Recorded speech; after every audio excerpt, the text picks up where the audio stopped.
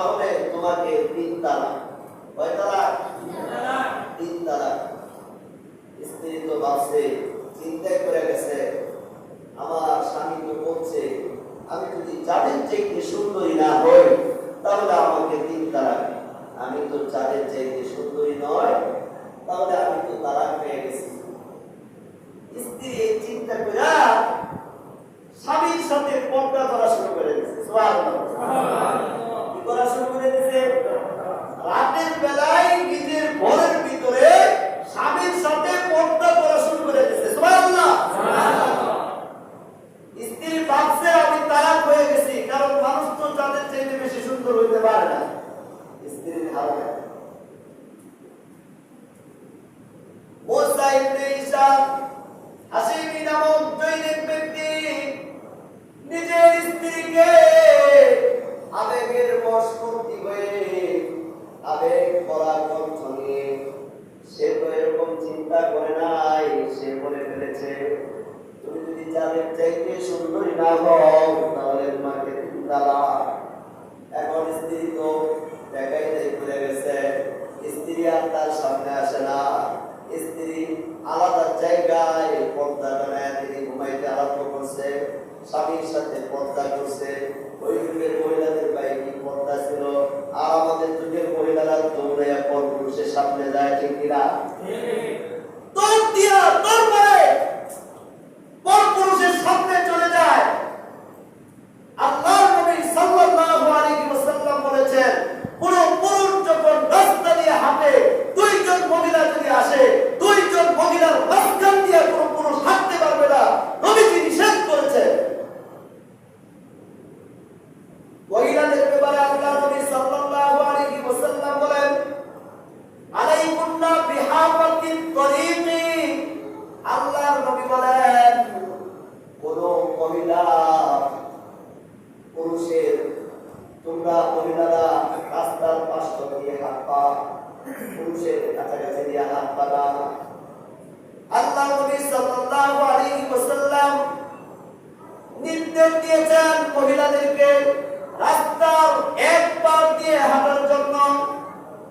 আল্লাহর নবীর নির্দেশ পাওয়ার পরে মহিলা সাহাবীরা রাস্তার একদম কিনার দিয়ে হাঁটতো, এমন ভাবে হাঁটতো যে তাদের কাপড় মানুষের ঘরের দেওয়ালের মধ্যে আটকে যেত।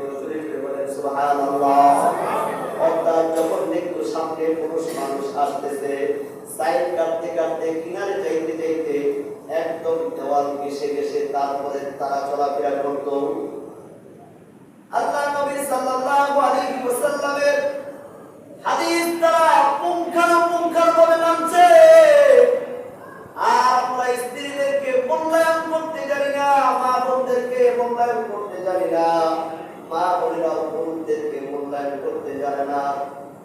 যেমন পুরুষরা রাস্তা দিয়ে যাওয়ার সময় যেমন কোনো মহিলাকে সম্মান করতে জানে না, তেমনি মহিলাও পুরুষদেরকে রাস্তা দিয়ে যাওয়ার সময় সম্মান করতে জানে না, ঠিক কিনা? এজন্য আল্লাহর নবী সাল্লাল্লাহু আলাইহি ওয়াসাল্লাম ارشاد ফরমান, তুমি যদি কাউকে সম্মান করো আল্লাহ তাআলা তোমাকে সম্মানী বানায় দিবে। সুবহানাল্লাহ। বাগদাদের ঘটনা বর্ণনা করতেছিলাম, স্ত্রী মনে করছে 3 তালাক যেহেতু বলছে তাদের চাইতে সুন্দরী না হলে আমি তো তালাক হয়ে গেছি, স্বামীর সাথে পর্দা করা শুরু করে দিয়েছে। আপনাদের স্ত্রীর কাছে যায় বললেন যে তুমি যে লিপস্টিক মাইরা ঘরের থেকে বের হইয়া ওই দোকানে যাও সদাই আনতে, স্বামী বলছে স্ত্রী যাদের চাইতে সুন্দরী না হইলে 3 তালাক, আর তুমি লিপস্টিক দিয়া, আমি লিপস্টিক কিনে দিই, আমার সামনে তুমি লিপস্টিক দিয়া ঘুরো না, তুমি লিপস্টিক দিয়া বাইরে যা ওই দোকানে যাও সদাই আনতে, আমার কিনা টাকা, আমার কষ্টের উপার্জনের টাকা লিপস্টিক দেখে আরেকজনের তোমার সাথে মিলায় আর কথাবার্তা বলে। আপনার মতো একজন সুস্থ মানুষ থাকতে আপনার স্ত্রী বাজারে যাবে কেন? আপনার মতো একজন সুস্থ মানুষ থাকতে আপনার স্ত্রীর দোকানে সদাই আনতে যাইতে হবে কেন? আপনার মতো একজন সুস্থ মানুষ থাকতে আপনার স্ত্রীর বাইরে যেতে হবে কেন?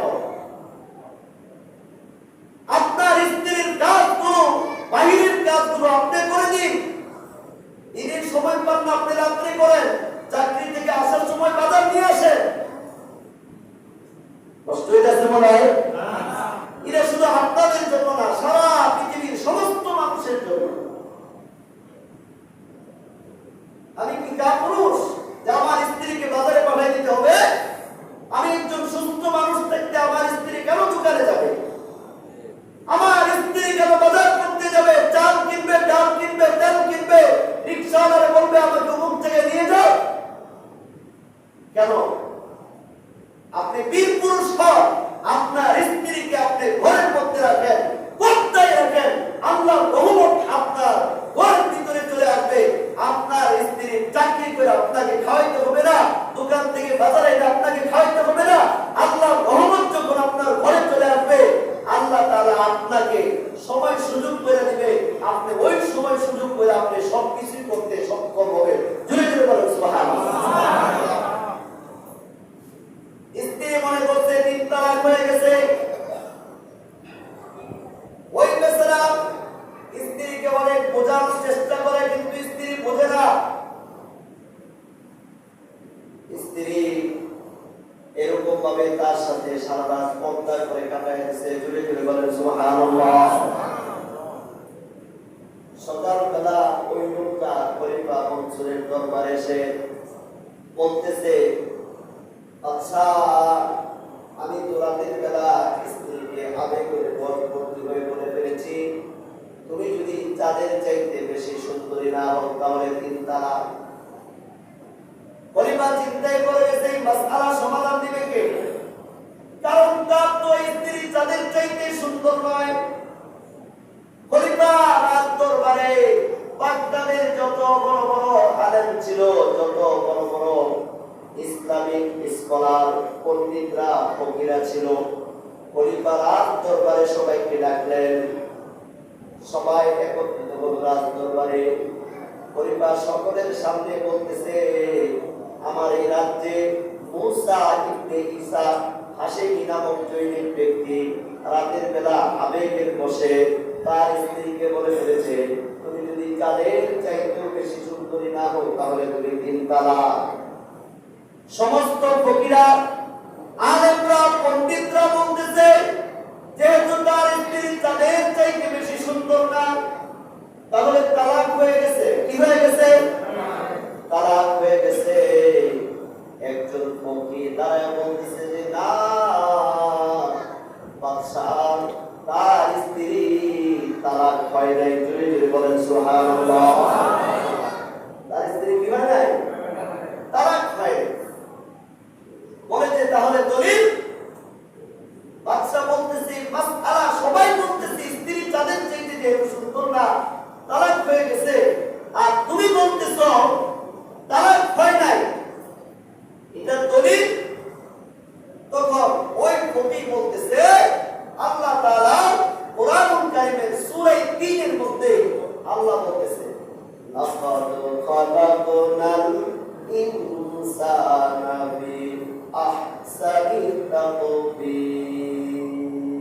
আল্লাহু আকবার। আল্লাহ তাআলা বলতেছে, আমি মানুষকে সব কিছুর চাইতে বেশি সুন্দর অবয়ব দিয়া, কাঠামো দিয়া মানুষকে আমি আল্লাহ তাআলা সৃষ্টি করেছি।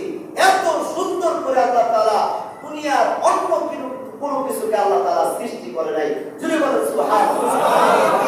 আল্লাহ ডাইরেক্ট বলতেছে, লাকাদ লাম তাকিন তাকিন জুমলা তাকিন।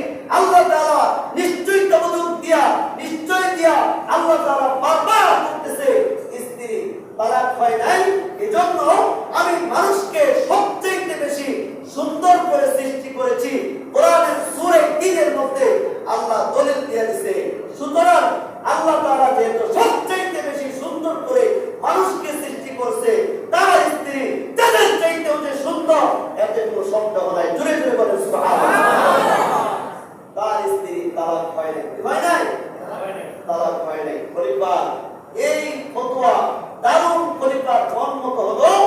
খলিফা খুশিতে ডাইরেক্ট তাড়াতাড়ি করে সংবাদ পাঠাইলো, তোমার স্ত্রীকে জানায় দাও কোরআনের দলিল আছে, তোমার স্ত্রী তাদের চাইতে সুন্দর, তোমার জোরে জোরে বলেন সুবহানাল্লাহ।